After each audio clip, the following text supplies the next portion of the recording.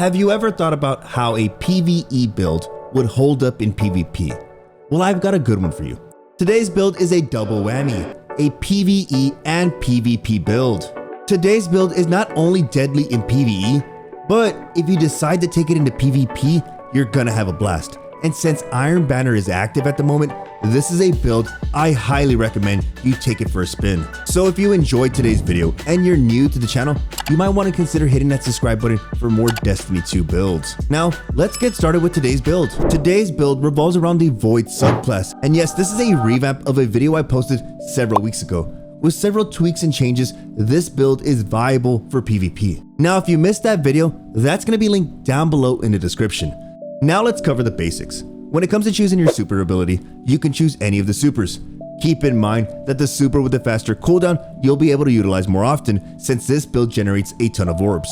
My personal favorite is the Shadow Shot Deadfall. I feel like you get more bang for your buck. Now, moving into the abilities, you want to utilize Marksman Dodge, and the reason for that is you want the fastest cooldown possible on your dodge, since dodging will begin the gameplay loop.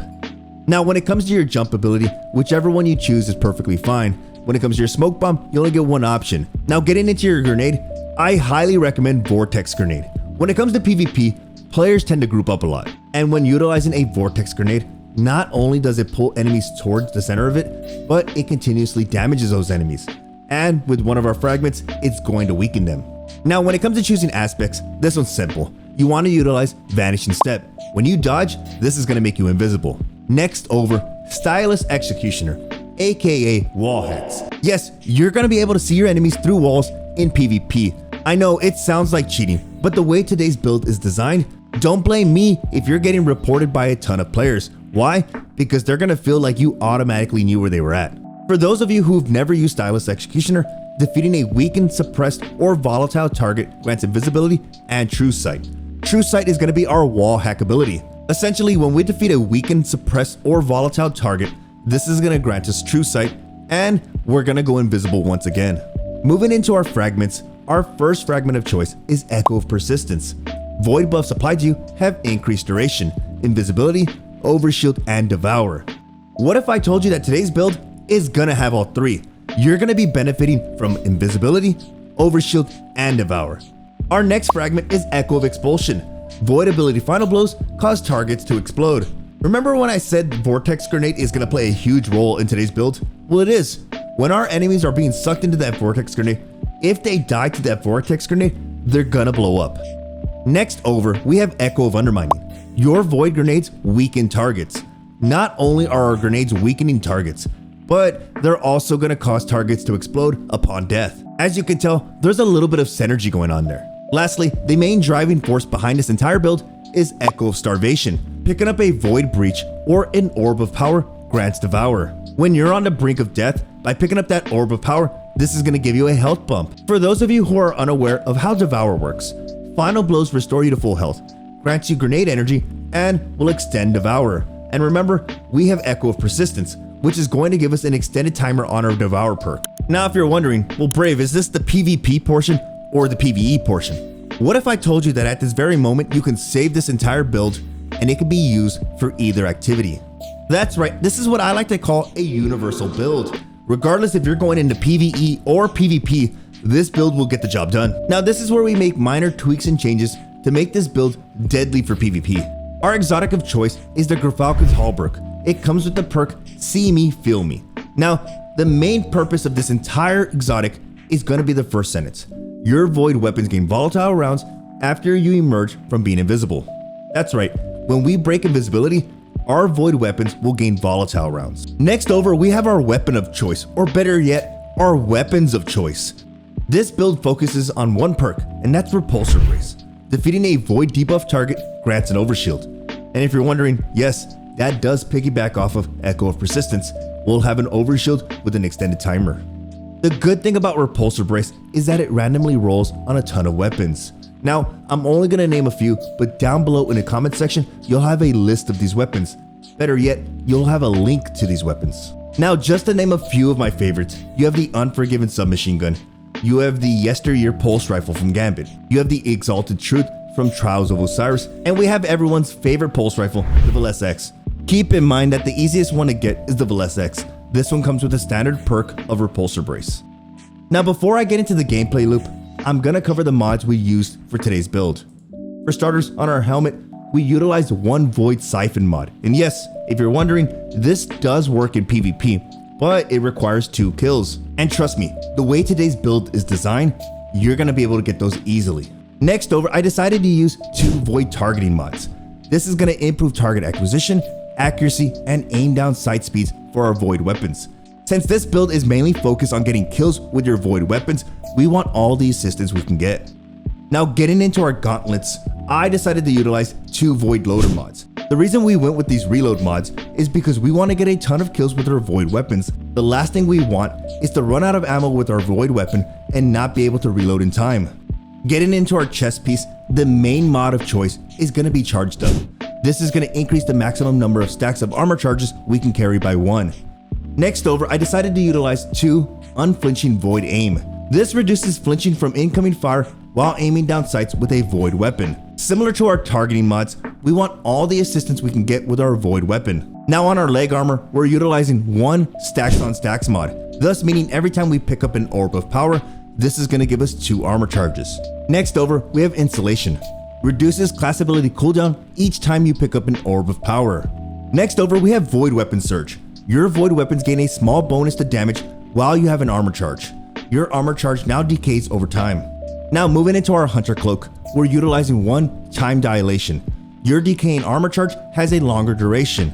Next, we have one of the most crucial mods of this entire build, Reaper.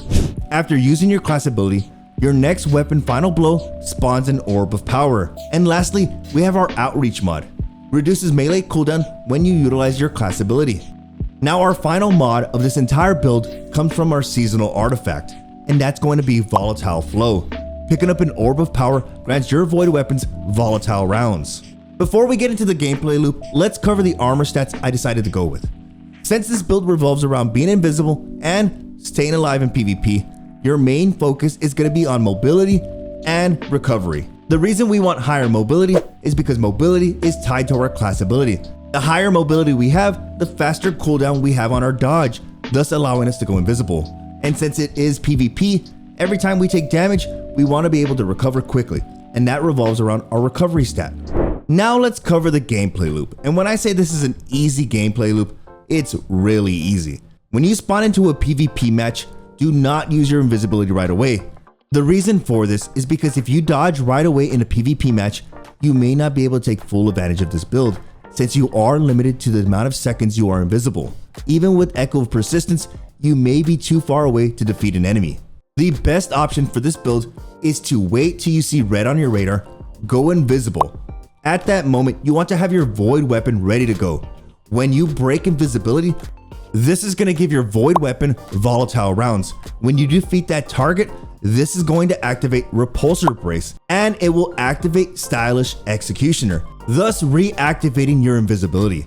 And it's going to activate True Sight, which is going to be your wall hack ability. After defeating that target and activating Repulsor Brace and Stylish Executioner, you're also going to activate the mod Reaper. This is going to spawn an Orb of Power. After you consume that Orb of Power, you're going to activate Echo of Starvation, granting you Devour. Keep in mind that you're also activating Void Weapon Surge when you pick up that Orb of Power. Now that you reactivated your invisibility because of Stylish Executioner, and you were granted an Overshield because of Repulsor Brace, also you were granted Devour because of Echo of Starvation, all of those timers are increased because of Echo of Persistence. That is a ton of synergy, and we're not even done with the gameplay loop. Now that you have all these perks and abilities active, what if you secure 2 kills? Well, this is going to activate Void Siphon, granting us another Orb of Power. Keep in mind that every time we pick up an Orb of Power, this is going to activate Installation, giving us a faster cooldown on our class ability. Let's not forget the seasonal mod, Volatile Flow.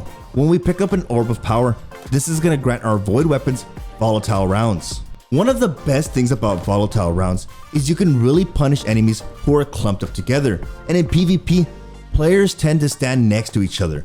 And when you defeat a target with volatile rounds, this is going to spread volatile to the nearby enemies. Now there is one thing to keep in mind.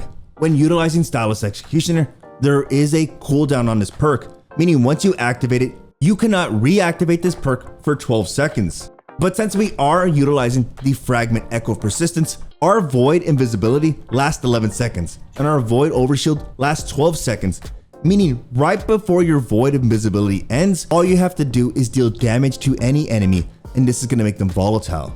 Once the cooldown for Stylus Executioner is over, you can defeat that target, and that's going to reactivate Stylus Executioner. Reactivating Stylus Executioner is probably the hardest part about this entire build, but no worries.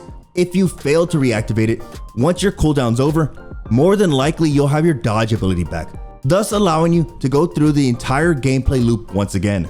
And there you have it, a build that's not only great for PvE, but it actually does a lot of work in PvP. This has actually become one of my favorite builds to utilize in Iron Banner or any 6v6 activity. But I would love to know down below in the comment section, did you use this in Iron Banner? Did you have a lot of fun? What was your favorite Repulsor Brace weapon? And personally, I would save this build and utilize it in both PvE and PvP. If you enjoyed today's video, a like is greatly appreciated. Thank you so much for stopping by. You have a good one, and I will see you in the next video.